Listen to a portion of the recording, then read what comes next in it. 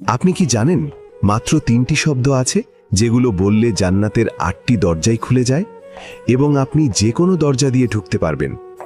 কি সেই 3 শব্দ? শেষ পর্যন্ত দেখুন। আসসালামু আলাইকুম ওয়া রাহমাতুল্লাহ।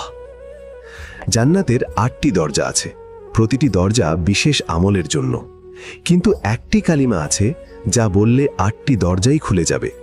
রাসূল সাল্লাল্লাহু আলাইহি ওয়াসাল্লাম বলেছেন, যে ব্যক্তি ওযু করে তারপর বলে আশহাদু আল্লা ইলাহা ইল্লাল্লাহু ওয়াহদাহু লা শারীকা লাহ ওয়া আশহাদু আন্না মুহাম্মাদান আবদুহু ওয়া রাসূলুহু, তার জন্য জান্নাতের 8টি দরজাই খুলে দেওয়া হয়। সে যে কোনো দরজা দিয়ে ঢুকতে পারবে। দেখুন, ওযুর পর এই দোয়া পড়লে 8টি দরজাই খোলা, মানে নামাজীদের দরজা, রোজাদারদের দরজা, সাদাকাকারীদের দরজা, জিহাদকারীদের দরজা, সবগুলো। আপনি যেটা দিয়ে চান সেটা দিয়ে ঢুকবেন।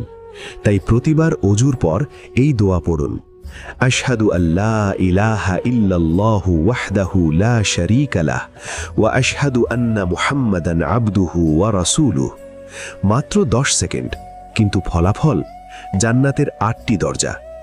লাইক করুন, শেয়ার করুন এবং কমেন্টে লিখুন আলহামদুলিল্লাহ।